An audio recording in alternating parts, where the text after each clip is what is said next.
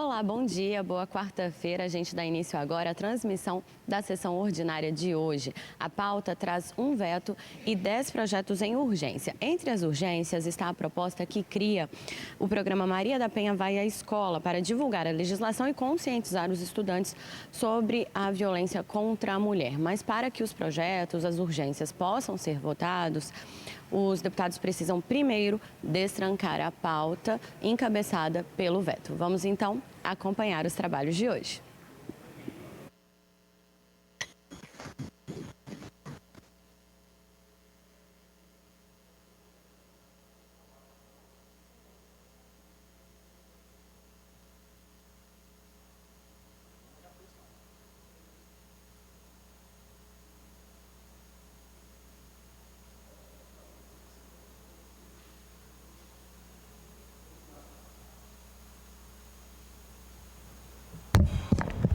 Bom dia a todos os deputados, deputadas, quem nos acompanha pela TV Assembleia, pelas redes sociais. Havendo quórum, invocando a proteção de Deus, declaro aberta esta sessão e convido o deputado Danilo Baense, está online? Doutor Erco está aqui. Olá, online. Deputado Danilo Baense a proceder à leitura de um versículo da Bíblia. Presidente, Salmo 116, versículo 12.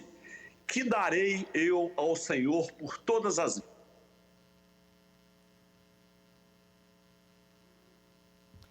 Amém. Fica dispensada a leitura da ata da sessão anterior, mas a declaro aprovada conforme disponibilizada no site da Assembleia. Consulto algum deputado se tem um minuto. Eu quero... Deputado doutor Hércules, com a palavra. Quero requerer um minuto de silêncio pelo falecimento de Dona Maria das Graças Malta dos Santos, mãe do nosso amigo e colega também advogado, doutor Patrickson Malta. Obrigado. Tem mais algum deputado? Não havendo, passamos então um minuto de silêncio a pedido do deputado doutor Hércules.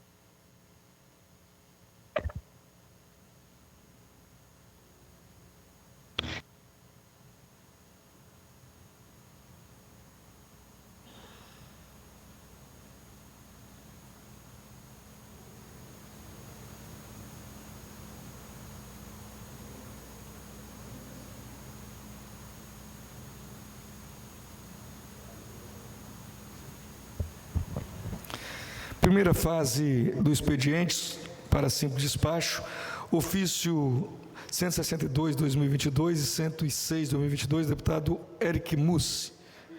Justificada a sua ausência, a Secretaria. Projeto de Lei 466/2022, deputado Teodorico Ferraço. A Comissão de Justiça, na forma do artigo 276 do Regimento Interno. Projeto de Lei Complementar 43/2022, deputado Sérgio Majeski. Após o cumprimento do artigo 120 do Regimento Interno, as comissões de Justiça, Cidadania, Saúde e de Finanças. Os itens 4 e 5 tratam-se de requerimentos de informações de autoria do deputado Capitão Assunção. Oficia-se. Passamos à segunda parte, sujeito à deliberação. 20 deputados, deputado aqui no plenário, quero até registrar, deputado Torino, deputado Capitão Assunção, deputado doutor Hércules, deputado Sérgio Majesco e Dari Pagung, o que vos falam, e temos 16 deputados virtuais. Do item 6 ao item 157, tratam-se de indicações das comissões parlamentares. das senhoras deputadas e dos senhores deputados. Em discussão. Não havendo quem queira discutir, em votação. Os deputados e deputadas que o aprovam permaneçam como estão, os contrários se manifestam. Aprovadas todas as indicações. Passamos à ordem do dia. É muita. Deputado presidente, faço aqui uma questão de ordem. É pela ordem ou questão de ordem, deputado Bruno? Eu quero... A sessão é virtual, é híbrida. Nós vamos entrar em fase de votação de matérias. Eu gostaria de solicitar que o senhor fizesse uma verificação, recomposição de quórum, senhor presidente. É pela ordem. Deputado Bruno Lamas está pedindo verificação de quórum. É regimental.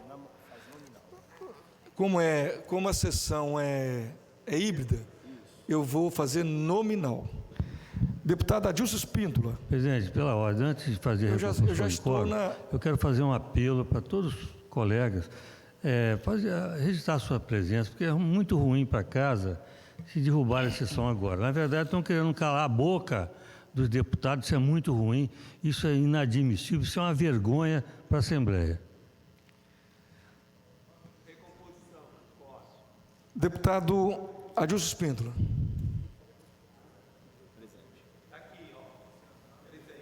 Deputado Alexandre Chambinho.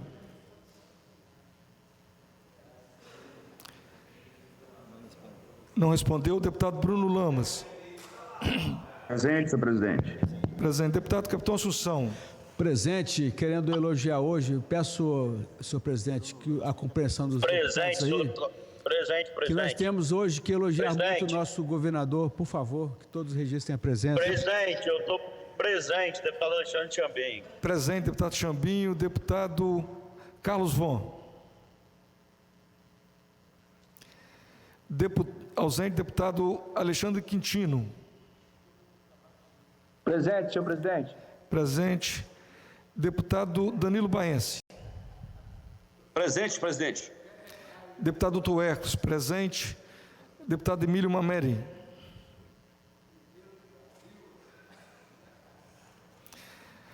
Não respondendo. Deputado Rafael Favato.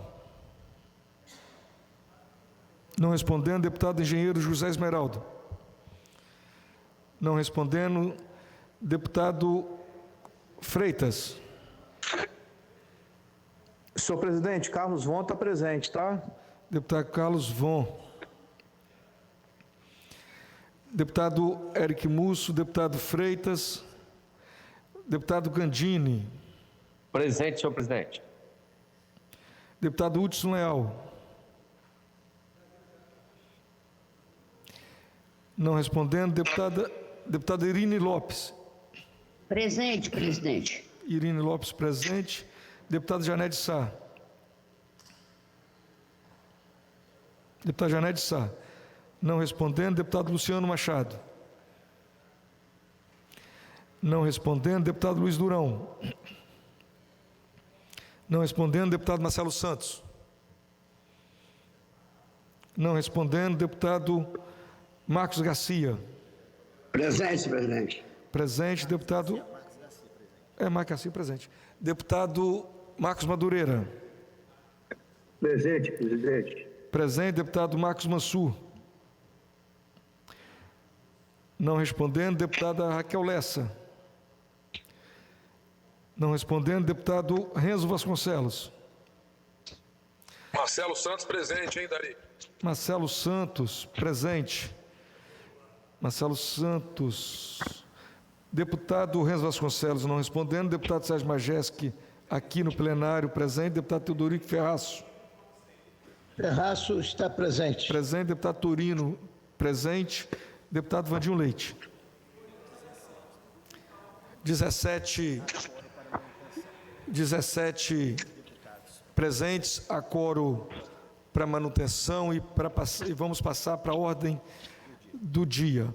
Discussão única nos termos do artigo 66, parágrafo 6º da Constituição Estadual, do veto parcial ao projeto de lei complementar 41/2022, oriundo de mensagem governamental 1562/2022, que dispõe sobre os impactos de afastamentos por licença médica para tratamento da própria saúde relacionadas à CID-Covid na bonificação de desempenho previsto na Lei Complementar 504, de 20 de novembro de 2009, publicado no Ar Digital do dia 29/8/2022, mensagem de veto 44/2022, publicado na Ar Digital do dia 15/9/2022, na Comissão de Justiça. O relator, deputado Freitas, se prevaleceu do prazo regimental para relatar a matéria no dia 17/10/2022, prazo até o dia 25/10/2022.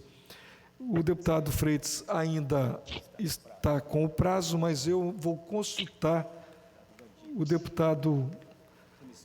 a Comissão de Justiça. Deputado Freitas. O deputado Freitas não está respondendo. Como ele está com o prazo, então mantido o prazo regimental do relator na Comissão de Justiça, na forma do artigo 66, parágrafo 6º da Constituição Estadual, ficam sobrestadas as demais matérias constantes da pauta. Presidente, pela ordem. Pela ordem, deputada Irine Lopes. Eu quero lamentar profundamente a manutenção do trancamento da pauta, visto que nós tínhamos um acordo com a categoria dos peritos, que vai novamente ser prejudicado pelo trancamento da pauta. Um veto que nós já foi discutido, né? Foi mantido pelo relator mais de uma vez, teve tempo de ser negociado. A categoria está aguardando desde o início do ano. E ontem nós nos empenhamos, muita gente, vários deputados de diversos partidos, independente do momento eleitoral que estamos vivendo. Então, assim, eu acho lamentável isso, quero deixar isso registrado, porque sou uma defensora ardorosa da autonomia da perícia científica, a criação da perícia científica. Isso é um passo adiante importantíssimo no combate ao crime, especialmente ao crime organizado, na mudança do procedimento dos processos, que ficam sujeitos a provas materiais, além, obviamente, dos benefícios de carreira dos servidores. Então, eu quero deixar aqui o meu registro de profundo desagrado e acho que isso não é bom para a casa. Não é bom para a casa. Um ou outro deputado pode ficar até bom, até bem, mas a casa fica mal. Obrigado, senhor presidente. Deputada Irine, só para esclarecimento, nós acertamos ontem com o presidente da Casa, deputado Eric Musso, em votar a PEC na próxima segunda-feira. A PEC continua ainda na Comissão de Segurança, depois nós vamos para a Comissão de Finanças e, se Deus quiser, se o plenário concordar, nós vamos estar com a PEC pronta para votar na segunda. Isso em acordo com o presidente da Casa, deputado Eric Musso. Hoje, pelo sistema de alternância aprovado pelo plenário, as falas começam com o deputado Adilson Espíndola, grande representante de Santa Maria. Deputado Adilson, com a palavra.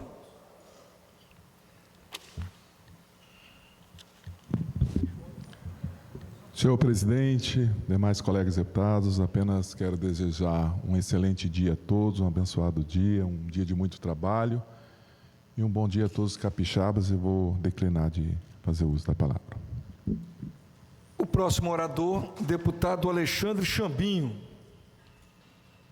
Bom dia, senhor presidente. Bom dia, meu irmão.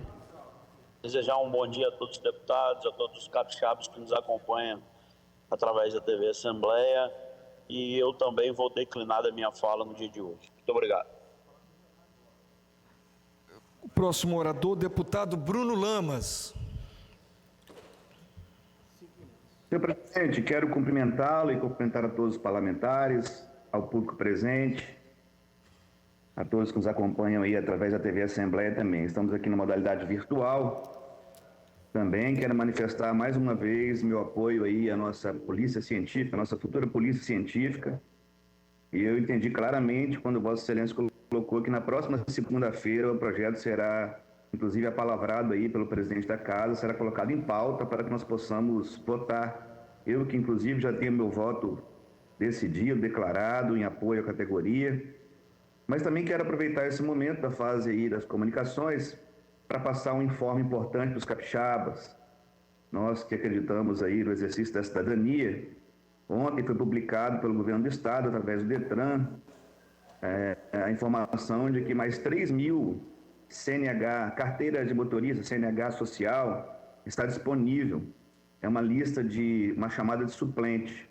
Já foram mais de 10.000 entregas, tem 3.000 oportunidades, e isso é importante demais, senhor presidente, a todos que nos ouvem, porque é o acesso à habilitação que, consequentemente, vai gerar oportunidade na busca do trabalho, do emprego, da renda, e o foco são as pessoas que mais precisam, as pessoas que não têm condições, muitas vezes, de arcar com as despesas, com as taxas, né? Da forma como é o padrão de se obter uma carteira de habilitação. Então, é o braço do governo no social, é o braço do governo na assistência, no exercício da cidadania, somado a diversos outros programas como Qualificar ES, como ES Solidário. O Espírito Santo é o único estado do Brasil que tem um programa próprio de complementação de renda. Isso é importante dizer também. Aqui no nosso estado, além do Bolsa Família, mais de 25.000 famílias recebem também o Bolsa Capixaba. E lembrando que o Bolsa Capixaba tem uma relação muito forte com a primeira infância, porque para poder se inscrever e ser beneficiado no Bolsa Capixaba, tem que ter filho de 0 a 6 anos. Então, isso também liga a assistência social com a educação, faz a intersetorialidade funcionar. Isso é muito importante para o nosso estado. Então, são registros importantes. O site do Detran está lá disponível para aqueles interessados. A gente vai dar muita publicidade a isso, porque tem gente que sonha, tem gente que deseja, tem gente que precisa muito. Está disponível lá, estão disponíveis lá mais 3.000 vagas para CNH social no nosso estado, senhor presidente. Então, também desejo uma boa sessão para todos e devolvo a palavra a Vossa Excelência nesse momento. Obrigado, deputado Bruno Lamas. Próximo orador, deputado Capitão Assunção.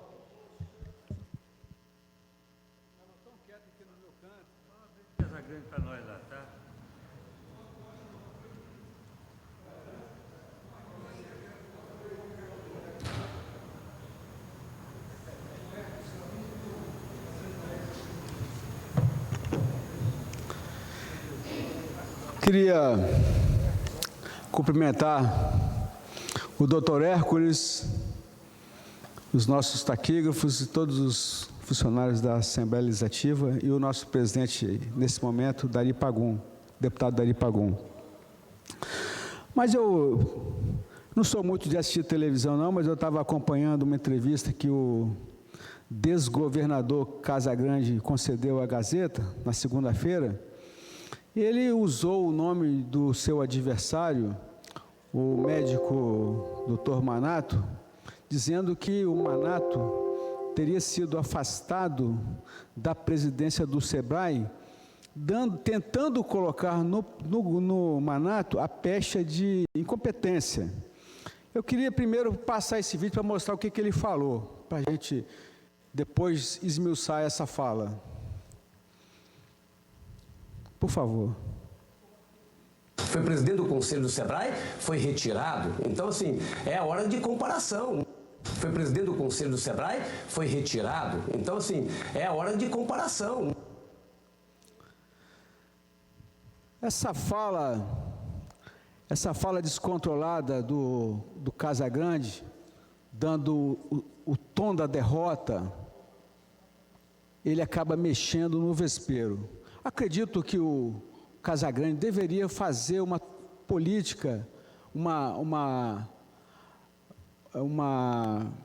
um trabalho de campanha melhor, sem atacar os seus adversários, como ele tem feito constantemente com o médico Manato, que não precisa mostrar que é competente, que vai dar um show de administração no Espírito Santo. O governador só deixou de falar, e aí eu vim aqui esclarecer. Eu não venho ficar propagandeando falsas notícias como vêm os lambibotas do governador. Eu venho mostrar os fatos. Então o governador não disse por que tiraram Casagrande do Sebrae. Vocês sabiam que tem uma máfia lá dentro do Sebrae? É por isso. A única célula sobrevivente que iria mostrar a verdade para os capixabas era o Manato. Então eu vou mostrar isso. Hoje vai ser só o primeiro capítulo. É uma pílula hoje. A verdade é que tiraram o Manato para que ele não descobrisse o esquema criminoso que existe no Sebrae, comandado pelo braço direito do governador, o senhor Pedro Rigo, que foi e hoje ainda é o coordenador de campanha do Casagrande. O recurso do Sebrae, que deveria ser gasto para gerar emprego e renda, como é a essência do Sebrae, que é empreendedorismo capixaba, não acontece isso na gestão do senhor Rigo. Ele usa esses recursos para fomentar a campanha do PSB. Para vocês terem uma ideia disso, Pedro Rigo indicou o cunhado, Hugo Toffoli, para ser diretor do ADERES, Agência de Desenvolvimento do Estado, que é comandada pelo senhor Gavini. Sabe quem é Gavini? É o presidente estadual do PSB.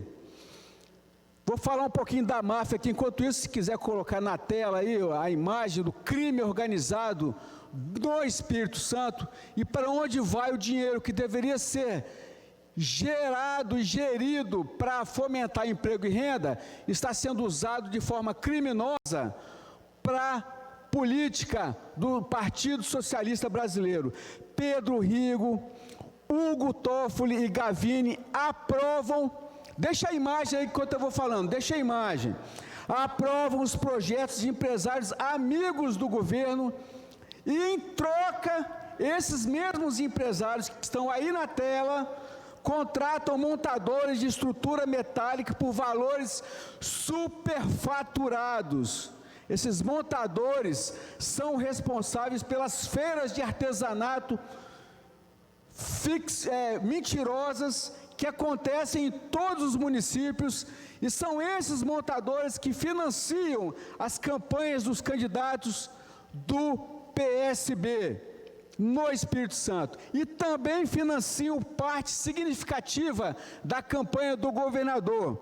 Esse esquema criminoso de enriquecimento ilícito e desvio de recursos públicos já está sendo investigado pela Polícia Federal e pelo GAECO. Volta a imagem aqui para nós, por favor. Por força, só para complementar, senhor presidente, por força regimental, meu tempo acaba agora. Essa foi só uma pílula para a gente desmontar o crime organizado que o senhor Casagrande tanto fala na televisão, mas a semana que vem eu vou destrinchar toda essa organização criminosa. Muito obrigado, presidente. Deputado, antes de passar o próximo orador, só gostaria, deputado Adilson Espíndola, estava ontem na mesa como presidente em exercício, e eu vou repetir que o ato 2197 da mesa diretora, que dispõe sobre as condutas vedadas aqui na casa no período eleitoral, qualquer palavra na tribuna é responsabilidade do deputado. Não, do deputado. O o ato 2197 é claro. Então, gostaria aqui, o artigo 4º, é vedada qualquer pretexto à utilização do serviço público da TV da Assembleia Legislativa para cobertura de eventos em benefício de pré-candidato, candidato, partido político ou coligação.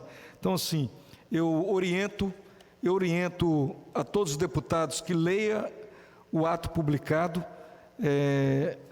nessa casa, para que nós possamos, a partir desse momento, cumprir o que determina essa casa. Eu gostaria também de registrar a presença da Escola Genô de Souza, de Vila Velha. O responsável é a professora Emily, é isso mesmo?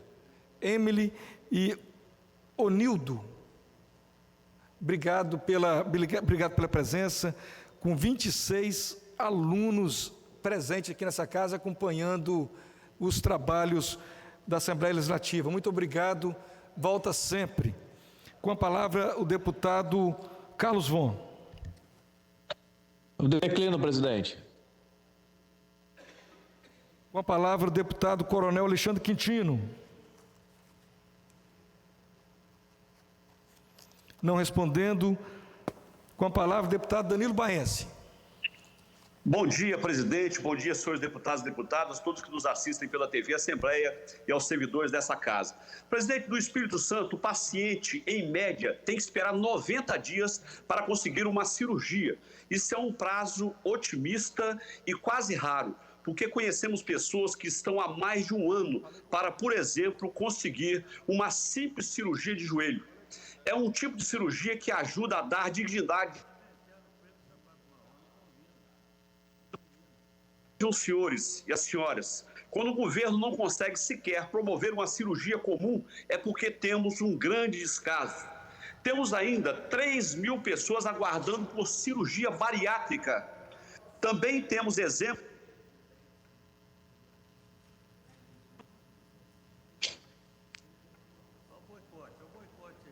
Deputado presidente, me desculpa, eu vou declinar, presidente, que está havendo uma interferência muito grande, eu não estou conseguindo falar.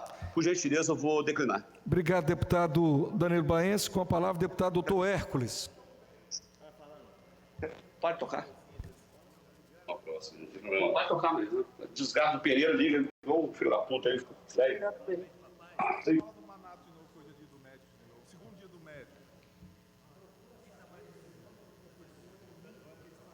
Deputado Hércules, é porque o tempo já está lá no painel de Vossa Excelência.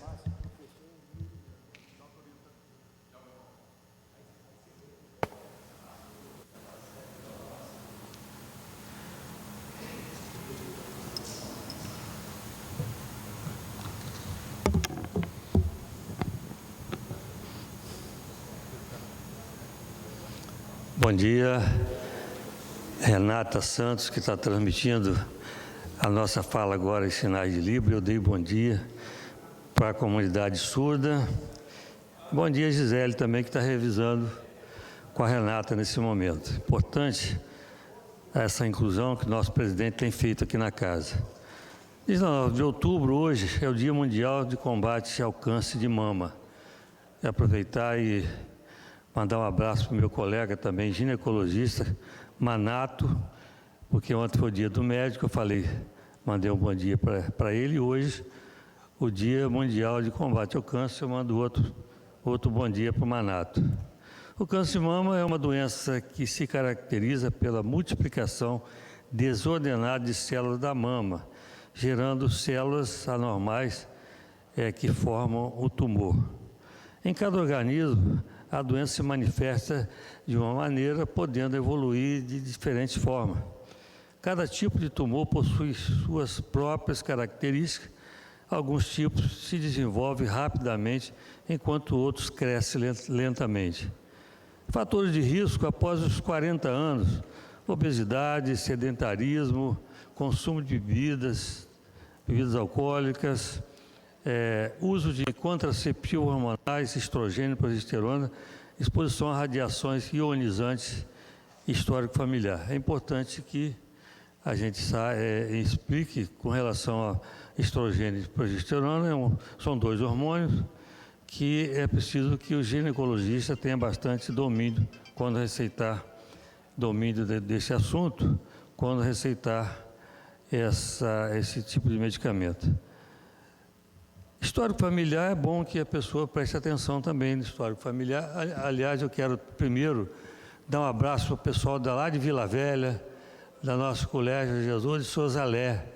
A Agenor de Souza Lé, lá no Divino, são meus vizinhos da minha associação. Um grande abraço para vocês todos. Estude bastante, que a educação que liberta, a educação é que vai fazer um futuro melhor para você, como fez para mim também.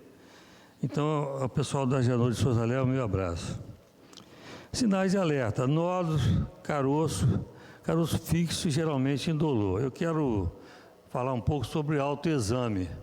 Não confie no autoexame. Autoexame, quando a mulher vai examinar a sua mama, se tiver um nódulo, um caroço, o câncer pode estar bastante avançado. Não confie nisso. Você tem que fazer o exame, que é a mamografia. Não tem jeito de outro tipo de diagnóstico.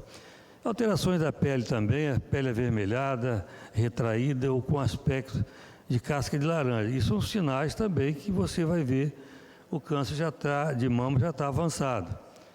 Alterações do mamilo, da retração do bico do peito, saída espontânea de líquido normais pelos mamilos, ou seja, aquela secreção que às vezes sai com excesso do mamilo é um sinal também importante.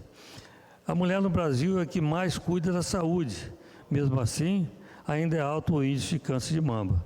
O diagnóstico, para um diagnóstico preciso, é necessária a investigação por exame clínico, imagem e biópsia também. Quando você vai fazer biópsia, já tem um estado mais avançado, é preciso que você evite que isso aconteça. É extrema importância que a mulher conheça seu próprio corpo, fazendo o autoexame, já falei sobre isso. O autoexame é um exame que, quando você detecta um tumor, um caroço, já está em estado avançado. Esse minuto que me resta, senhor presidente, eu quero lembrar aqui a produção de todas as comissões. Isso aqui foi um registro feito e foi requerido por mim para que a Assembleia mostrasse a produção de cada comissão. A Comissão da Agricultura, durante esse ano todo, fez 4 reuniões. A Ciência Social fez 1 reunião. A Cidadania fez 6 reuniões. Tecnologia, Ciência e Tecnologia, 1 reunião. Cooperativismo, 7 reuniões. Cultura, 6 reuniões. Defesa do Consumidor, 5 reuniões.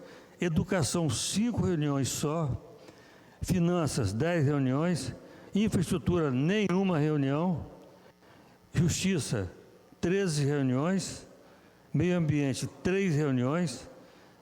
Proteção à Criança, 9 reuniões. Segurança, 8 reuniões. Turismo, 2 reuniões. Comissão de Saúde, a nossa comissão, 34 reuniões. Foi a comissão que mais reuniu toda terça-feira. Toda terça-feira nós tivemos assunto para debater, mesmo porque a saúde é um bem que nós precisamos debater cada vez mais, e é importante a gente falar como está a saúde. A saúde melhorou alguma coisa, mas precisa melhorar muito mais, especialmente nos exames de prevenção, principalmente a regulação de consultas de especialistas. É preciso mudar, presidente, para encerrar, o preço do TFD, tratamento fora do domicílio. A diária é um assinte para a população. E não é de agora não, desde o governo passado. Obrigado. Obrigado, doutor Hércules. Antes de convidar o próximo orador, eu quero cumprimentar também os alunos da Escola Agenor de Souza Lé, lá de Vila Velha, que hoje estão aqui visitando a Assembleia Legislativa. É um prazer recebê-los, sejam muito bem-vindos. Parabéns aos professores. Aqui parece que houve uma confusão com os nomes, mas eu acho que é isso mesmo, professor. Emily e Onildo, é isso? Cadê os professores? Parabéns, professores, parabéns pela iniciativa. É sempre muito bom trazer os alunos aqui e fazer com que os nossos jovens, desde cedo, entendam bem. Vocês estão ouvindo em cima? fazer com que os jovens entendam como funciona o sistema de poder e o sistema político brasileiro, porque as eleições desse ano, por exemplo, mostraram mais uma vez que uma parcela considerável da população ainda não entendeu efetivamente o funcionamento dos poderes e o valor do voto, né? O fato de 30 milhões de brasileiros ter deixado de votar no primeiro turno mostra um descrédito na política e nos políticos muito grande. Claro que os políticos têm uma culpa muito grande disso, mas, por outro lado, aquilo que eu sempre repito, eu sou o deputado Sérgio Majesco, eu sou professor de Geografia, estive 31 anos na sala de aula, devo voltar à sala de aula no ano que vem, mas sempre quando debatia com os meus alunos sobre política e que eles começavam a falar mal dos políticos e tal, e tem razão, tem muito político ruim, tem muito político que não presta, mas não é todo mundo, a gente tem que separar o joio do trigo. E eu sempre dizia para eles que político não cai do céu, nem sai do inferno. Político sai das urnas. E quem os coloca nas urnas são as pessoas. Então, as pessoas têm uma responsabilidade enorme sobre o tipo de político que nós temos também. E que não cabe ao cidadão apenas ir votar no dia da eleição. Mas ele tem que fazer um esforço para tentar acompanhar também o que tem ocorrido, né? De tal forma que se cobre dos políticos aquilo que é o papel deles e que eles trabalhem, né, em função da sociedade mesmo. Então, sejam muito bem-vindos, é um prazer tê-los aqui. Parabéns aos professores e à escola por essa iniciativa. Acompanhem mais a política, hoje é muito mais fácil de acompanhar, porque às vezes as pessoas a política é um negócio muito chato, não gosto de política. A gente gostando ou não, a política ela influencia na vida desde o mais milionário até o mais pobre. Porque tudo aquilo que acontece na vida de um país, na economia, emprego, segurança, saúde, educação, limpeza pública, cultura, meio ambiente, agricultura, tudo é fruto de decisões políticas, nada disso é ao acaso. Então, dentro do processo de cidadania de cada um de nós, não é uma questão se eu gosto ou deixo de gostar, eu preciso participar, porque de outra forma nós não vamos conseguir mudar muita coisa nesse país, tá bom? E nunca pense em parar de estudar. Estudar, às vezes, os estudantes dizem estudar é muito chato, aquela aula é chata, a escola é chata. Tem coisas muito mais chatas na vida, daqui a alguns anos, vocês ainda são muito novinhos, vocês vão olhar para trás, vão sentir saudade da escola. E para nós que não nascemos em berço de ouro, a educação é o caminho. Até para aqueles que nasceram em berço de ouro também, porque se não estudarem vão perder tudo que tem. Eu fui aluno da escola pública minha vida inteira, aluno trabalhador, comecei a trabalhar aos 13 anos de idade, trabalhava o dia inteiro, estudava à noite, porque naquela época não tinha as leis que existem hoje, né? E sei perfeitamente, né, o quantas vezes é duro a gente ter que enfrentar a escola, às vezes ter que trabalhar, estagiar e tal, mas tudo isso vale muito a pena, tá bom? Sucesso para vocês, que Deus os abençoe, voltem sempre e acompanhem a política para aprender desde cedo como ela funciona, tá certo? Um grande abraço e sejam sempre bem-vindos. O próximo orador, Dr. Emílio Mameri. Bom dia a todos. Bom dia, nossos deputados presentes, os deputados que estão online, pessoal da TV Assembleia. E eu quero, nesse momento, conversar com vocês a respeito de dois temas. Um, que já foi colocado pela deputada Irine, deputado Lamas, é a respeito da importância de nós votarmos o mais rápido possível a PEC que normatiza a situação da Polícia Técnica, dando autonomia para que ela possa crescer de uma maneira independente, trazendo resultados importantes para a sociedade capixaba, no momento que, ao passar a ter uma certa independência, melhorando as condições de trabalho, nós vamos ter mais agilidade, mais rapidez na elucidação de muitos crimes, e isso é importante para diminuir a impunidade que ainda existe em larga escala no Brasil, de uma maneira geral, e no nosso estado também a gente encontra essa situação. Então, já está pactuado, parece que na segunda-feira esse tema volta a ser pautado e que a gente possa, sim, trabalhar de uma maneira firme para que a gente aprove essa PEC. Já passou muito tempo e nós temos que nos empenhar para que ela seja aprovada, sancionada pelo governador e que passe a ser uma realidade no nosso meio. Outra coisa que eu queria aproveitar nesse momento das comunicações é também enfatizar o Dia de Combate ao Câncer de Mama.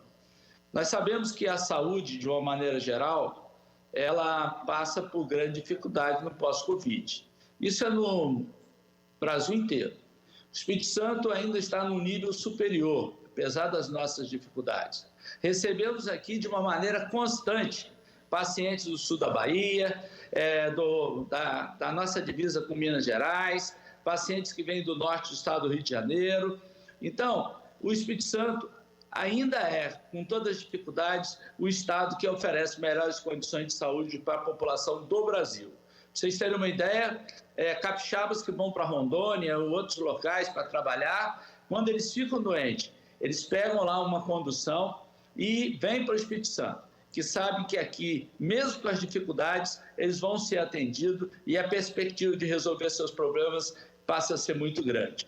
Então, nós estamos aí comemorando aí o Dia Nacional de Combate ao Câncer de Mama, e eu quero deixar uma palavra nesse sentido, uma palavra da importância da prevenção. Nós temos que discutir mais o tema e colocar na cabeça das pessoas de uma maneira assim, educativa, da importância de fazer a mamografia, a importância de se fazer uma ultrassonografia quando necessário, a importância de fazer uma biópsia quando necessário, para que essas pessoas sejam tratadas. Existe uma evolução muito grande na oncologia, de uma maneira geral, em especial a oncologia relacionada às neoplasias de mama, e os resultados são muito bons. Nós precisamos trabalhar constantemente e não esperar que a gente encontre, através de um exame de autoexame de mama, tumores grandes, que aí o resultado do tratamento vai ser muito mais difícil.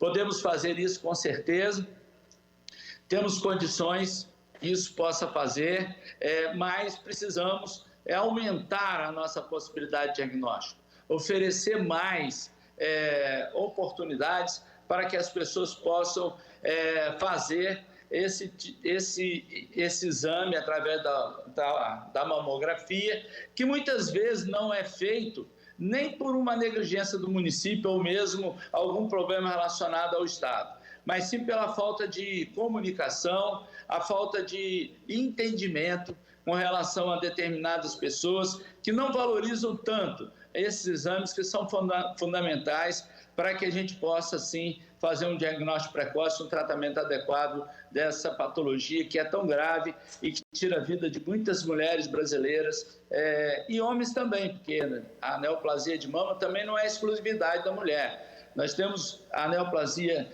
também de mama em homens, que devem também ser focados. É lógico que o contingente de mulheres é muito, muito, muito, muito maior, não é? Isso, do ponto de vista epidemiológico, tem uma influência muito maior nas mulheres. Então, é um momento de reflexão, não é um momento de comemoração, porque nós temos muito a fazer, mas eu tenho certeza absoluta que muito já foi feito, muito está por se fazer, e eu percebi, nesses últimos 4 anos, uma evolução muito importante com relação a tratamentos represados.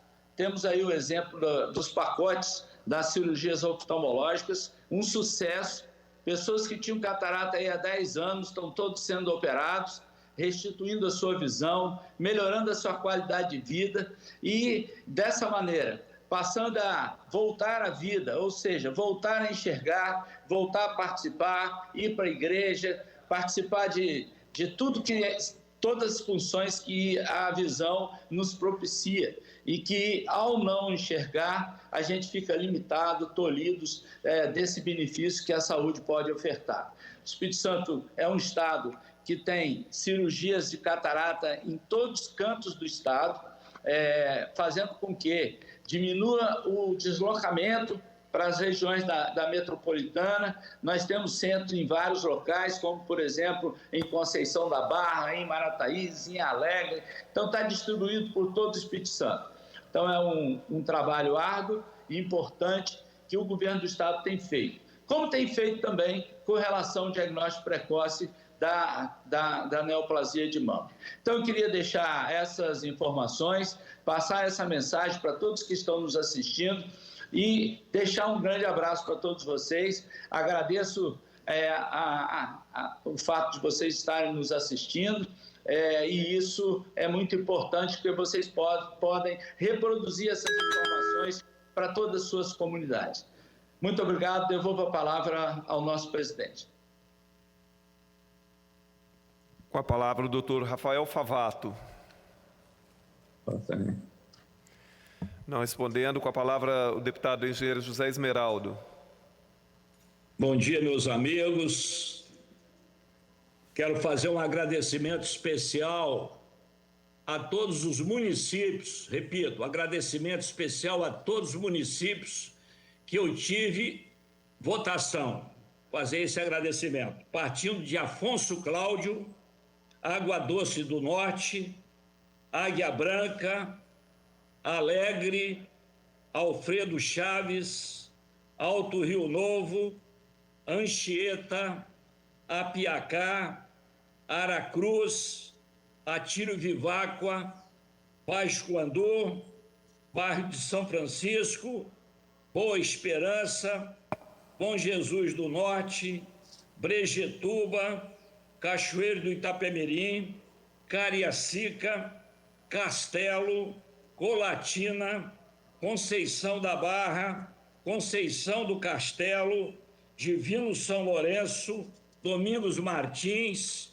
Dores do Rio Preto, Ecoporanga, Fundão, Governador Lindenberg, Guaçuí, Guarapari, Ibatiba, Ibiraçu, Ibitirama, Iconha, Irupi, Itaguaçu, Itapemirim, Itarana, Iuna, Jaguaré, Jerônimo Monteiro, João Neiva, Laranja da Terra, Linhares, Mantenópolis, Marataízes, Marechal Floriano, Marilândia, Mimoso do Sul, Mucurici, Muniz Freire, Muqui, Nova Venécia, Pancas, Pedro Canário, Pinheiros, Piúma, Ponto Belo, Presidente Kennedy, Rio Bananal, Rio Novo do Sul, Santa Leopoldina, Santa Maria de Jetibá, Santa Teresa, São Domingos do Norte, São Gabriel da Palha, São José do Calçado, São Mateus, São Roque do Canaã, Serra, Sooretama, Vargem Alta, Venda Nova do Imigrante, Viana, Vila Pavão, Vila Valério, Vila Velha, Vitória. Quero fazer esse agradecimento a todos aqueles que nesses municípios me deram a oportunidade de ser votado e com certeza honrarei o voto de todos. É óbvio que em muitos municípios, não foram poucos, a minha expectativa de voto era muito maior, em função do que eu levei para esses municípios. Mas, graças ao bom Deus, ganhamos a eleição e agora estamos prontos para começar uma nova jornada. É importante falar isso. Essa eleição foi uma eleição corrupta. Essa eleição foi uma eleição onde o fundo eleitoral, uma vergonha, um absurdo, gente recebendo 2 milhões, 3 milhões, 4 milhões, 1 milhão, né? Então essas pessoas já saem na frente. Eu não compro ninguém, eu não dou dinheiro a ninguém, eu dou sim, eu repasso o meu trabalho. E as pessoas ali fazem análise se eu mereço ou não. Mas eu nunca vi, olha que eu tenho vários mandatos, Eu sou um deputado que eu integro agora 10 mandatos. Não é para qualquer um.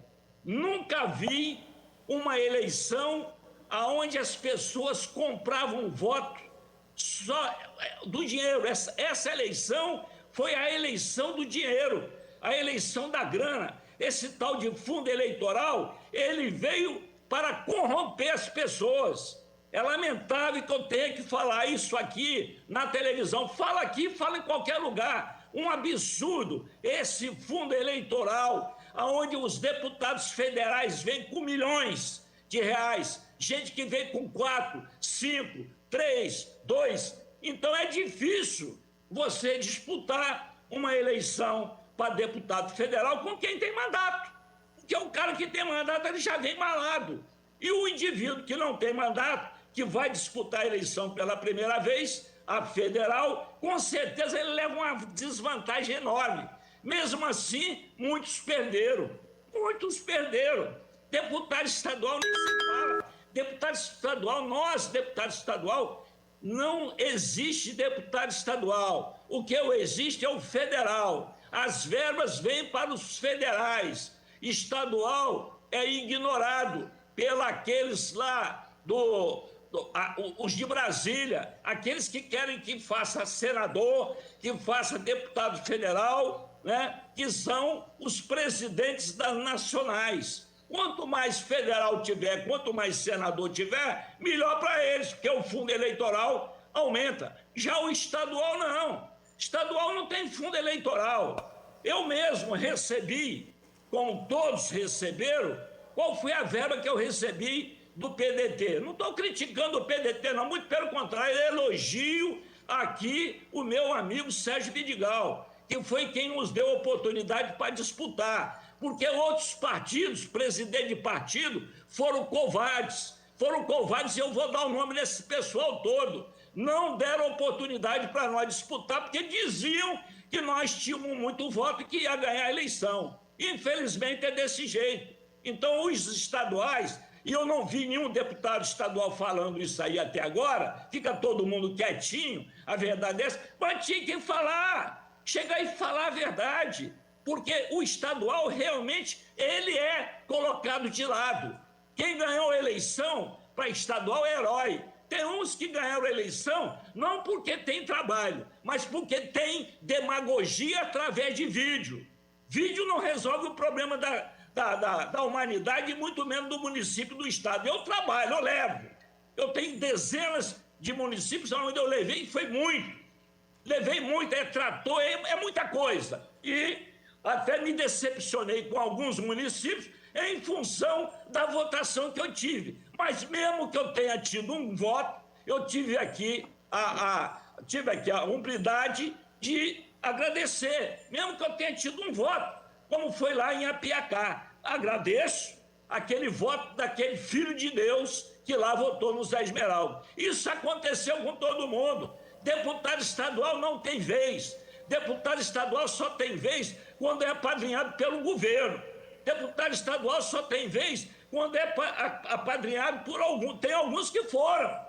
Tem alguns que foram apadrinhados. E todo mundo sabe disso. A verdade é essa. Nós vamos dar o nome. Tem que ser dado o nome. Não tem medo de cara feio, não sou filho de pai assustado. Tem que dar o nome desse pessoal. Agora fica pousando com um bonzinho. Fica pousando como amiguinho. Amiguinho pipoca nenhuma. É cacete. A verdade é essa. E seja lá quem for. Quero agradecer também aos prefeitos que me ajudaram. O Bolinha, meu amigo Bolinha lá de Vila Pavão, que foi um camarada que honrou realmente a palavra dele. Quero agradecer também ao Nirô, lá de Alegre, que foi uma pessoa que ajudou em Zé Esmeralda em função do que eu levei para lá também.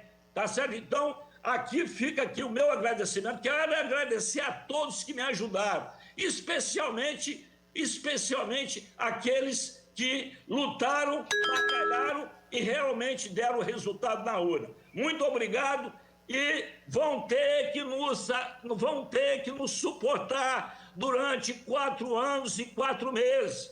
Estamos na área. Muito obrigado aos meus amigos, queridos amigos, mulheres e homens que acreditaram e acreditam no deputado Zé Esmeraldo. O voto nosso foi o voto da verdade, foi o voto do trabalho, foi o voto da honestidade, foi o voto do caráter, foi o voto da responsabilidade, foi o voto daquele cara que trabalha 12 horas por dia, de segunda a sexta. E quando chega no sábado, se precisar viajar, viaja também. Grande abraço aos meus amigos de todos esses municípios que tive a oportunidade de citá-los. Um grande abraço e tão logo estarei aí visitando. Muito obrigado. Próximo orador, deputado Eric Musso. Não está presente. Deputado Freitas. Não está presente. Deputado Gandini. Não está presente. Deputado Hudson Leal. Não está presente. Deputada Irine Lopes. Não está presente. Deputada Janete de Sá.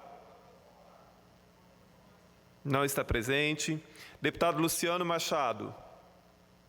Presidente Majeste, a todos que nos assistem, a todos os deputados e deputadas presentes, aos servidores da Assembleia Legislativa do Espírito Santo.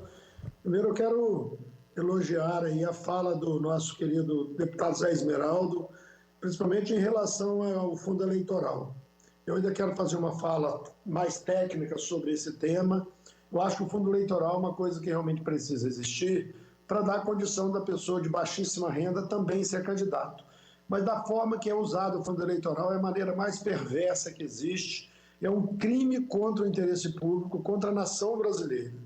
Eu vejo alguns falando em honestidade, que o Brasil é aquilo e aquilo outro, mas você imagina o fundo eleitoral ir para 6 bilhões praticamente como foi. Olha que grana é essa, 6 bilhões para usar pelo país afora, e uma grande parte desse dinheiro jogado, como diz as crianças na brincadeira, jogado à desguia.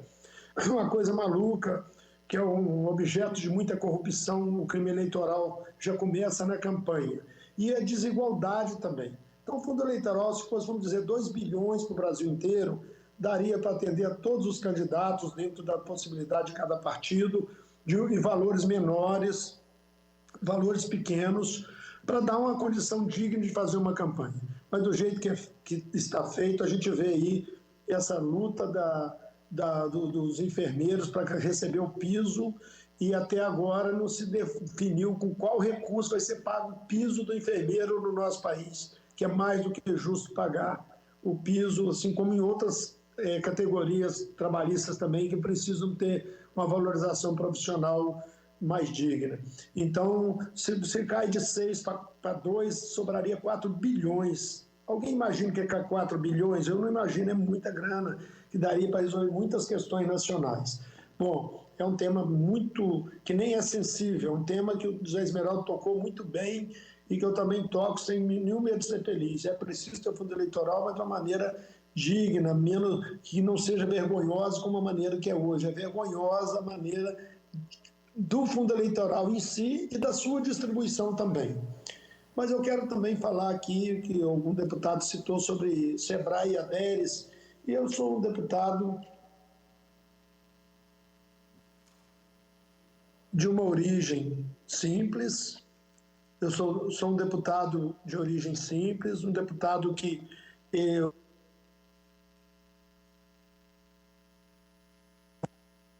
eu uso a política para servir as pessoas. É só olhar ao meu patrimônio, os mandatos que eu já tive, que as pessoas vão ter a noção exata do que eu estou dizendo. Mas eu digo que, como deputado, eu procurei atuar bastante na questão de apoio ao empreendedorismo.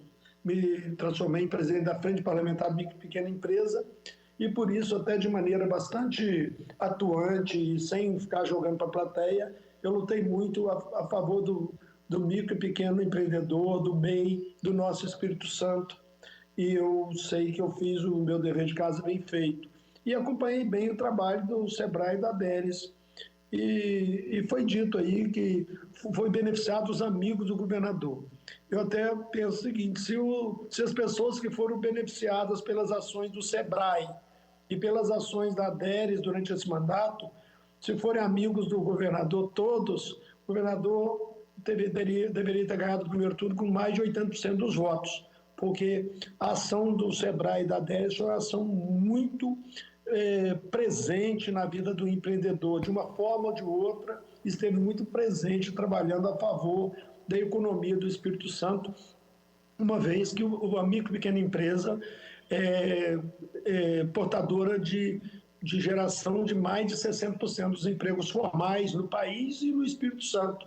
E no Espírito Santo é onde o micro e pequena empresa tem a maior pujança, porque realmente tem um apoio bom do SEBRAE e da ADERES, e isso é histórico, não é só nesse governo, não. Esse governo esteve mais presente e a necessidade foi maior pela questão da pandemia. Imagina sem órgãos como o SEBRAE e a ADERES atuando como atuou, como seria mais difícil sair desse momento de crise que nós passamos por ele. Então, eu acho que a política tem essa história de cada um falar o que quer falar, às vezes nem é o que pensa, mas o que quer falar, que é conveniente falar naquele momento, mas é muito lamentável que a gente possa ouvir certas coisas e ficar calado. Eu não ficaria calado, até porque eu não tenho rabo preso, eu não tenho nenhum medo de discutir qualquer tema, mas eu tenho, assim, o dever de falar uma coisa que eu vejo a olho nu. Então, o artesanato precisa evoluir, claro, precisa de mais apoio, mas o apoio que teve nesse governo, eu acredito que foi um apoio recorde. E, logicamente, que nós tivemos um mandato com 1 ano e mais de meio, que eu não vou dizer perdido, mas de muita dificuldade. Mesmo assim, a presença dos órgãos, SEBRAE, que é nacional, e com a presença do Estado, e a ADERES tiveram uma atuação muito presente, muito par a par com o segmento. Então, questão de fazer justiça, é muito lamentável que, às vezes, alguém que diz alguma coisa conhece o histórico de algumas coisas ruins que aconteceram no passado e acha que tem que ser assim sempre. Não, eu vejo assim a atuação do nosso presidente, do superintendente do SEBRAE no Espírito Santo, Pedro Rico, uma pessoa que tem um histórico, além de ter, no período de administração do município de Cariacica, mudou a história, né? Teve a história antes e depois da presença daquele governo, onde o Pedro Rico trabalhou lá junto ao empreendedor e fez a diferença e construiu uma história muito bonita. Cariacica não era um município respeitado como é hoje, não. Daquela época em diante começou a ter outro olhar para Cariacica. Então a gente tem que destacar isso aqui. E a nível de SEBRAE no Espírito Santo tem sido a mesma coisa, um trabalho presente, constante. Ele não me pediu para defendê-lo, não tive nenhuma presença junto com ele nesse processo eleitoral. Eu fiz meu trabalho humildezinho aqui na minha região, com fundinho eleitoral muito aquém dos outros, mas eu tenho a missão de falar o que eu sinto e o que eu vejo a olho nu. Eu não preciso de ser bajulado para tratar as pessoas bem. E o melhor é quando a gente pode falar bem das pessoas pelas costas, e eu tenho esse prazer em falar. Eu não vivo do glamour de ser reconhecido pelas coisas que eu faço, não. Eu vivo de falar o que eu sinto, sem medo de ser feliz e sem medo de qualquer outra reação. Sobre a questão da saúde, eu acho que o Mameri falou, o Danilo estava falando, nossos deputados, eu respeito muito, e vocês imaginam bem, quando esse governo atual, o governo Casagrande assumiu, nós tínhamos 20 mil cirurgias na fila de espera, e veio caindo essa quantidade com as ações do governo no primeiro ano de mandato. Mas veio a pandemia, já tinha caído para 12, 13 mil procedimentos de alta complexidade na fila de espera, média e alta complexidade. Veio a pandemia, isso saltou lá para cima novamente, infelizmente. Aí, eu sou aqui do Guaçuí, da beiradinha do estado de Minas, estado do Rio. Você não imagina a quantidade de mineiro e norte fluminense que me ligam tentando ver se eu ajudo, porque eles sabem que a gente tem uma história de dar atenção para as pessoas. Então, lá, as coisas são piores do que no Espírito Santo. No entanto, os 2 governadores foram reeleitos, porque lá eles estão longe do eleitor. Tem município que o governador de Minas não sabe que existe em Minas Gerais. Então, o Espírito Santo, o governador está presente. Quem quis dar um abraço, um aperto de mão no governador, deu, porque ele esteve presente em todos os municípios capixaba várias vezes durante esse mandato. Então, o fato de ser muito presente aumenta a cobrança.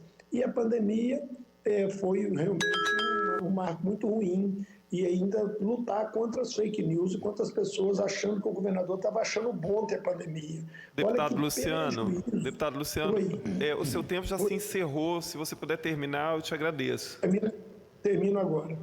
Então, concluindo, que eu quero falar sobre isso em outras oportunidades, quero agradecer, pedir desculpa por extrapolar o tempo, mas dizer que o governo do Estado sofreu muito junto com a população durante esse período e venceu muitos obstáculos e avançou muito, apesar de todas as dificuldades, né?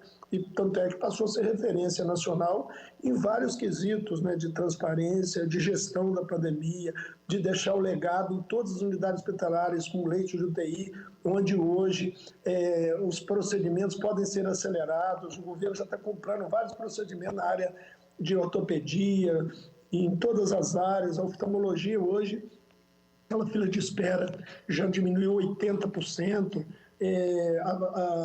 As bariátricas, por exemplo, é uma demanda terrível e a gente sabe que o governo já anunciou a contratação desses procedimentos e hoje tem condição de atender, porque nós temos as unidades hospitalares equipadas. Antes não tinha nem como atender, porque não tinha equipamentos. O governo equipou todas as unidades hospitalares. Obrigado, desculpa aí por passar do meu tempo, meu querido Majeski, admirável deputado e ser humano que eu respeito muito. Presidente, pela ordem. Obrigado, deputado Luciano. Pois não, deputado Hércules.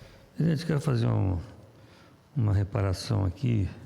O deputado Danilo Baense me ligou e a assessoria dele também me entregou aqui o número de reuniões que a comissão que ele preside, Proteção à Criança, fez.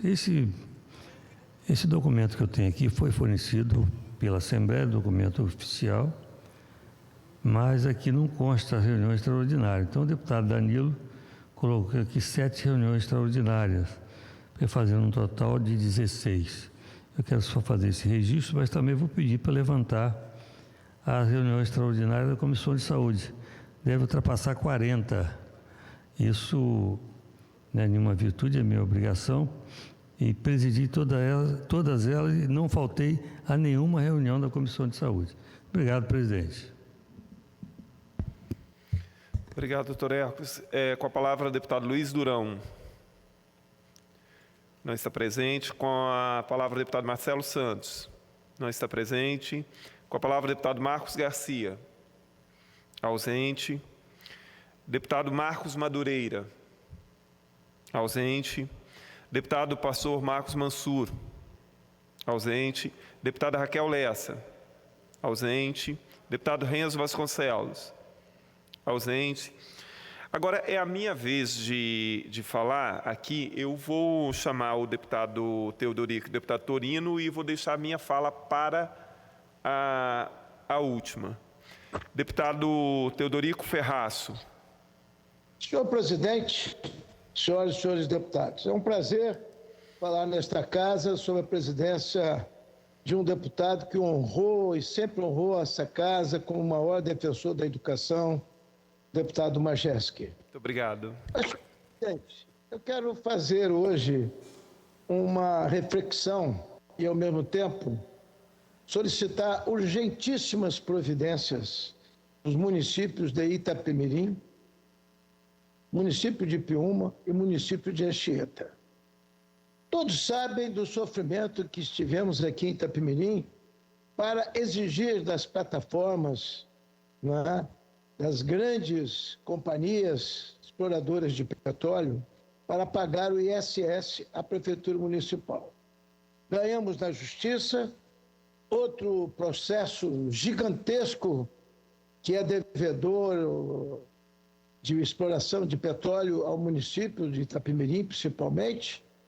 Ganhamos até no Supremo Tribunal Federal e num recurso, misteriosamente, a Prefeitura de Itapemirim não fez qualquer defesa no processo, levando, naturalmente, o processo para o arquivamento por falta de interesse do município. Pode ser coisa que vem lá na frente. Vamos hoje à situação, estamos tomando conhecimento de que hoje está dando entrada na Prefeitura de Itapemirim de um processo em que solicita providências à Prefeitura de Itapemirim para cobrar os impostos devidos de uma plataforma marítima que está com seu contrato encerrando com a Petrobras, né, que naturalmente vai ser substituído por outro, e que seria, ou que teria dívidas astronômicas com o nosso município. Então, eu quero fazer um apelo aqui ao prefeito municipal, doutor Antônio, para que entre na justiça imediatamente, da maneira legal, da maneira que melhor instrui o Tribunal de Contas do Estado e da União, no sentido de cobrar o imposto devido de ISS a plataformas que estão, sendo uma delas, se retirando do Espírito Santo, porque o descomissionamento do FPCO Capixaba, localizado na projeção territorial marítima do município de Itapemirim, devido ao fim do contrato, vai dar lugar a outra. Como se trata de plataformas internacionais, que isso, depois que o fato for consumado, se torna mais difícil, existem 3, uma da Shell e 2 da Petrobras. Quero fazer aqui um apelo veemente ao município de Itapemirim, que entre imediatamente na justiça requisitando os seus direitos, porque a dívida com o município, ao que indica, naturalmente, desde o tempo ainda que era prefeita nesse município, Norma Ayub Alves. Então, eu faço aqui uma reflexão. Imaginem os senhores se nesse momento o município de Itapemirim, com o município de Piúma e com o município de Anchieta, que tem 3 plataformas rigorosamente conduzidas para esses municípios e que são possíveis devedores de astronômicas dívidas de imposto sobre serviço, onde tem que pagar o imposto sobre serviço ao município. Situação essa já decidida pelo Supremo Tribunal Federal, e o pagamento do ISS é no local da exploração. Imagine os senhores a união desses municípios. Nós poderíamos fazer aqui vários distritos industriais, alavancar o progresso desses municípios, com emprego e renda, universidades, faculdades. Eu acho que seria realmente uma situação muito importante para o sul do estado. E ainda pode se unir a Marataízes e a Presidente Kennedy e aproveitarmos o potencial do petróleo para a riqueza do município e não para particulares ou para a irresponsabilidade administrativa de quem quer que seja. Daí porque eu conclamo com urgência, principalmente a Prefeitura de Itapemirim, onde o navio Capixaba, o navio Anchieta, plataforma Anchieta, está terminando o seu contrato este ano e vai naturalmente entrar outra plataforma da Petrobras, podendo com isso trazer sérias consequências, inclusive de omissão de cobrança do município, de não tentar buscar os seus haveres, os seus créditos junto aos devedores em favor do enriquecimento da população. Imagine os senhores que desenvolvimento extraordinário dos municípios se unindo com o governo do estado, o governo federal, para colocar esse recurso especificamente para o desenvolvimento industrial. Emprego, renda, uma riqueza fantástica. No momento em que a agricultura tem suas sérias dificuldades devido à escassez de chuva nos nossos municípios aqui do sul do estado, é importante que o prefeito de Itapemirim está com esse navio na direção certa, de acordo com estudos de geólogos e da Fundação de Pernambuco, Fundação Universitária. É, sem dúvida alguma, uma dívida que pode enriquecer muito o nosso município. Está na hora do prefeito se mexerem, está na hora do prefeito de Itapemirim levar a sério esta situação para cobrar o que é devido e alavancar, junto com Kennedy, com Arataízes, com Piúma, com Anchieta e, naturalmente, Itapemirim, um grande programa industrial para que esses recursos, que nós temos certeza que são devidos e que o Supremo Tribunal Federal já consagrou anteriormente na administração de norma, depois de sacrifício pessoal da prefeita, inclusive, e que enriqueceu o município com o petróleo que antigamente nós dizíamos que o petróleo é nosso. E realmente o petróleo é nosso. Fica aqui, então, essa bandeira para ser arvorada pelo progresso e desenvolvimento. Fala-se muito que o sul do estado é sacrificado porque não tem a Sudene, mas nós temos o petróleo. Nós temos que demonstrar capacidade administrativa e buscar os recursos para o enriquecimento do município.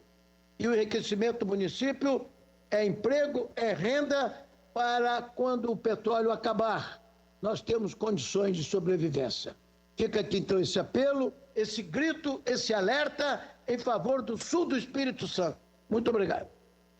Obrigado, deputado Teodorico Ferraço. Com a palavra, o deputado Torino Marques.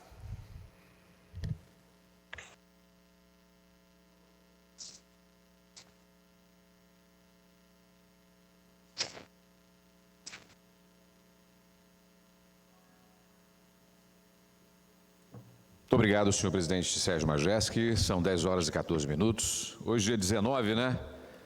Bom dia ao público que nos assiste, também os servidores desta casa, os deputados que se encontram aqui na Assembleia Legislativa. O deputado doutor Hércules também comemorou aniversário ontem, né? Dia do médico. Mais um dia, né, doutor Hércules? Parabéns ao senhor também, parabéns a Carlos Manato, nosso querido amigo Carlos Manato. Manato, parabéns pelo trabalho que desempenha como político no Estado do Espírito Santo. Agora, pessoal, olha, nós vivemos agora, nesse momento, tempos sombrios. Já estamos numa convulsão social, com certeza. Eu vou começar mostrando o que tem acontecido nos últimos dias no Estado do Espírito Santo e também em todo o Brasil. No Brasil, principalmente. Fabiana, poderia colocar aí o vídeo que aconteceu ontem da invasão à Igreja Luterana de Joinville, em Santa Catarina.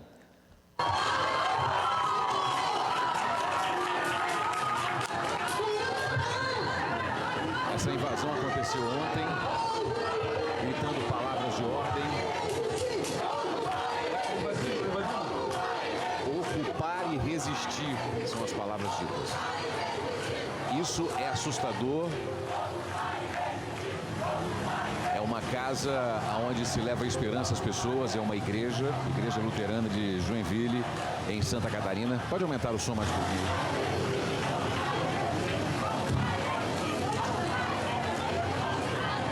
Isso é muito perigoso. Estão brincando com coisa muito séria.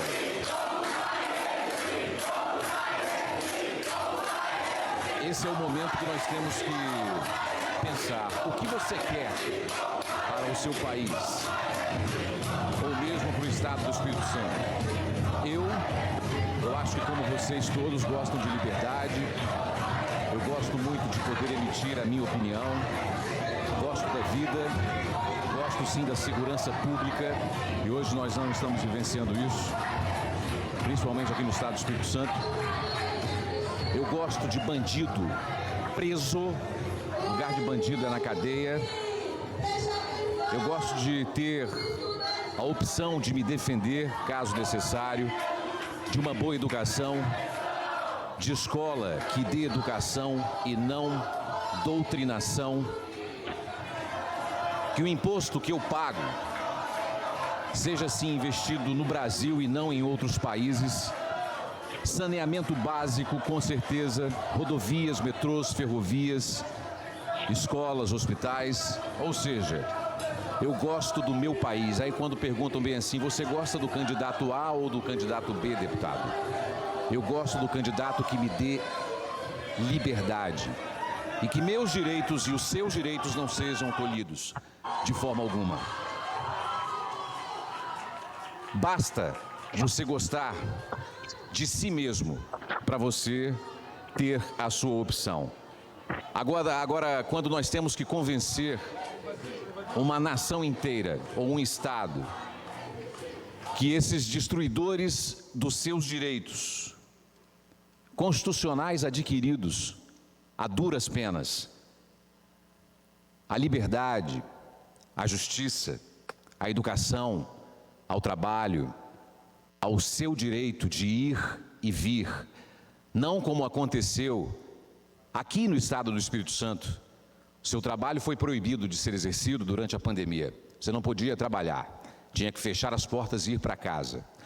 A educação paralisada, alunos em casa, professores também. Ninguém podia educar, ensinar de forma alguma, né? Criaram um sistema de internet muito difícil. Então nós temos uma educação atrasada também. Quando você tem que convencer uma população inteira, ou uma nação, ou mesmo aqui o Estado do Espírito Santo, o que você quer para os próximos anos, entre o candidato A ou o candidato B, aquele que tira seus direitos, todos constitucionais, que coloca o peso do Estado nas suas costas, quando você tem que convencer entre um bandido voltar ao poder e deixar uma nação livre, ou poder deixar uma nação livre, algo deu muito errado com a educação e a formação do caráter do seu povo. Preste atenção nisso. Muito obrigado, senhor presidente. Com a palavra o deputado Vandinho Leite. Ausente. Então, eu saltei a minha vez, né, de falar, vou falar daqui mesmo. Nós realmente vivemos tempos estranhos e de volta e meia se encontra um moinho de vento para se lutar contra. Ideologia de gênero, urna eletrônica que não funciona, enfim, nada daquilo que nos interessa efetivamente em termos de resolução de problemas, né? Porque o que nos interessa é discutir como resolver o problema da educação, como resolver o problema da economia, como resolver o problema do desemprego, como resolver o problema da segurança pública. Então se cria cortinas de fumaça o tempo inteiro, porque daí essas questões que realmente nos interessam, não precisa se mostrar competência e capacidade de resolvê-las. Pode ficar se discutindo o nada. E parte da população acaba entrando nessas polêmicas achando que isso é importante. Então começa uma acusação mútua, não vou votar em fulano porque fulano está defendendo não sei o quê, fulano está defendendo não sei o quê. Você olha o que fulano, Beltrano estão defendendo para resolver o problema da educação? O que fulano ou Beltrano defendem para resolver o problema da saúde pública? Isso que interessa. Então são tempos realmente muito complicados. Agora, uma coisa que tem chamado a atenção, o Congresso Nacional deve colocar para votar a Câmara dos Deputados, através do seu presidente, que é uma vergonha como presidente de um poder tão importante quanto a Câmara dos Deputados, o senhor Arthur Lira, cheio de processos lá no STF, ele deve colocar para votar, e quer colocar para votar em regime de urgência, um projeto que criminaliza os institutos de pesquisa. Agora, veja bem, o projeto diz que caso os institutos de pesquisa errarem fora da margem de erro, eles terão que pagar multa e os seus proprietários, seus executivos podem pegar cadeia de até 4 anos. Ora, qualquer pessoa minimamente bem intencionada deveria procurar saber como os institutos de pesquisa fazem as suas pesquisas. É científico. Essas pesquisas elas não são feitas de qualquer forma, aleatoriamente e tal, como se fosse uma mera averiguação. Elas têm que registrar essas pesquisas. É algo muito sério. Pesquisa não é uma previsão de quem vai ganhar as eleições. Todo mundo sabe que pesquisa é um recorte do momento. Tanto assim, eu já fui entrevistado 3 vezes, não nessa eleição, mas eu já fui entrevistado 3 vezes em pesquisas eleitorais. Então, qual é a pergunta que se faz ao entrevistador: se a eleição fosse hoje, em quem você votaria? Ou seja, é para ter uma ideia do que os eleitores estão pensando naquele momento. E não é uma ciência exata. Obviamente, eu posso responder para uma pessoa hoje que eu vou votar em fulano, e mesmo que a eleição seja daqui a 3, 4 dias, eu mudar de candidato. Sem contar que, por exemplo, se mostrou já na eleição passada que 13% dos eleitores decidiram em quem votar para o executivo no dia da eleição. Então, muito obviamente que essas diferenças entre aquilo que as pesquisas apontavam e o resultado da eleição não tem que ser a mesma coisa, é um indício. E no caso, por exemplo, tanto aqui no Espírito Santo quanto em nível federal, os indícios estavam certos. Em nível federal, o que as pesquisas apontavam, quem é que estava na frente, realmente estava. Aqui no Estado também. Ah, mas a diferença é muito grande. Porque aquelas pessoas indecisas, elas resolvem votar ou não. As pessoas que, vendo até como as pesquisas estão, elas podem mudar o seu voto. Agora, me assusta é que Arthur Lira queira colocar para votar em regime de urgência agora, em meio de uma eleição, esse projeto, que não guarda relação nenhuma com resolver problemas da sociedade. Olha, os projetos de julgamento, prisão em segunda instância, nos interessa muito. Acabar com o foro privilegiado nos interessa muito. Tem 3 anos que esses projetos estão engavetados lá. Por que o senhor Arthur Lira não coloca esses projetos em regime de urgência para votar? O projeto de responsabilidade educacional está engavetado no Congresso há não sei quantos anos. Isso daria um salto de qualidade na educação incrível. Continua lá arquivado. Então, é muito interessante que se coloque, se crie essa polêmica sobre institutos de pesquisa nesse momento. E é mais uma cortina de fumaça, obviamente, porque todo mundo sabe que os principais institutos, eles são registrados e que pesquisa, que ocorre no mundo inteiro, na Europa, nos Estados Unidos, eles têm uma infinidade de institutos de pesquisa. É um recorte de momento, não é uma previsão de quem vai ganhar ou não a eleição. Se as pessoas estão entendendo desta forma, as pessoas é que estão entendendo errado, porque o recorte de pesquisa não é esse. O recorte de pesquisa é momentâneo, é aquele momento, que as pessoas estão pensando naquele momento. E hoje pela manhã, eu estava ouvindo no rádio, e aí concordei muito com um apresentador de um programa, que ele disse o seguinte: então, por que não se faz uma lei para se punir os políticos que são eleitos e que prometem determinadas coisas e não cumprem?